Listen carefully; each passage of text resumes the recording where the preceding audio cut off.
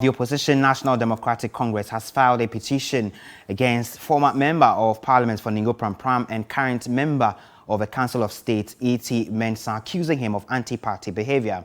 It follows an interview E.T Mensah granted on Accra-based Metro Television in which he rubbished a press release issued by National Communications Officer Sami Gyamfi on the Saglemi housing project, which has now become a subject of court action. Former Minister for Works and Housing Collins Dauda and 4 others have been accused of, among others, varying the original contracts leading to financial loss.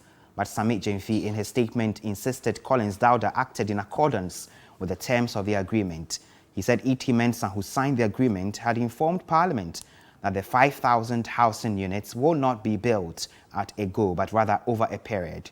He also said the approved amount of $200 million for the project excluded the cost of a serviced plot of land and other ancillary facilities.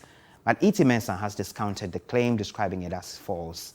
These comments were the reason a petition has been filed against him for anti-party conduct.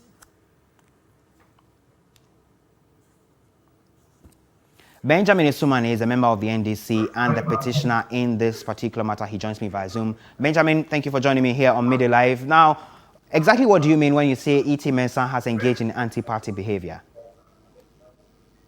Thank you, my brother. The NDC Constitution spells this out in Article 47 of the party constitution that any party member who does not ensure the unity and cohesion of the party at all times falls in breach of the party constitution and must be dealt with. And what Honorable E.T Mensah did not ensure party unity and cohesion. He went on television attacking leading members of the party for their position that they have communicated to the public regarding a subject and issue. And when he did that, he brought the party reputation into disrepute and did not also ensure the unity and cohesion that we need in the party. Okay. If he was so minded to comply with Article 47A, we say that each party member shall faithfully comply and ensure with the unity and cohesion of the party at all times, then you will have either pick a phone call and call General Sidin Katia or the chairman of the party to call a meeting where he will bring any evidence that he so has which contradict the position that had been taken by other leading members of the party.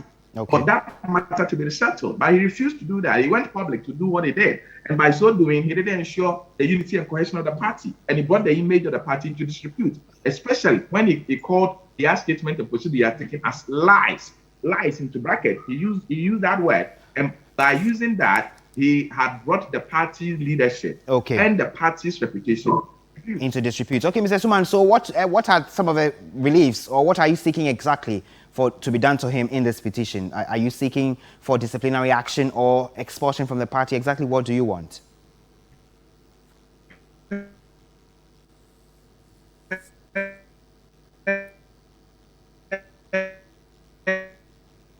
I think we're having a challenge with Mr. Isuman's Zoom link. Mr.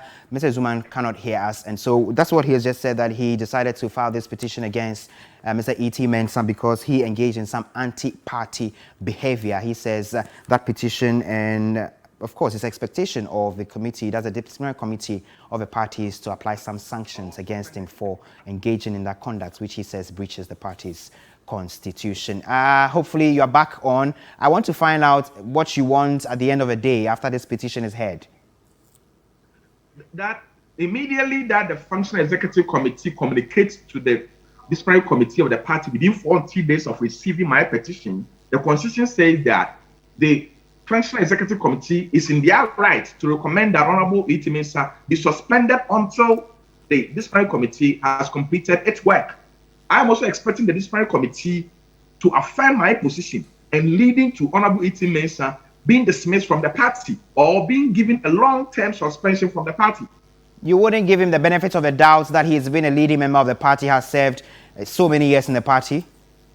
By so doing, he should have rather served as an example. He should have lived an exemplary lifestyle that the youth of the party should have copied from. If the youth of the party were going on radio to be disagreeing with party position that have been taken on matters and telling falsehood on television to contradict party position, party will not be here. Look, let me tell you a simple story. In 2001, when Honorable E.T Mensah was arrested and kept at BNI because he went to a funeral and at the Sinungwa area, I told some youth at the background that the plan had worked and therefore the people are in trouble. He was arrested because the government thought that he was instigating people to be out of an instability plot that was ongoing. Okay. The party immediately issued a statement against his arrest. And all of us, we ran to 37, the BNI office, we blocked the road and agitating that his rights must be respected in Ghana. If any youth at that time who was at Nungwa had gone on radio to say that it is not true that E.T Mensah didn't say that, and indeed he said that, and that the party should withdraw their statement, would we all have gathered at BNI to get his freedom? Thank you very much, Benjamin Isuman. Benjamin Isuman is a member of the NDC. He's just petitioned the factual executive committee of a party to look into some actions of E.T Mensah he describes as anti-party behavior.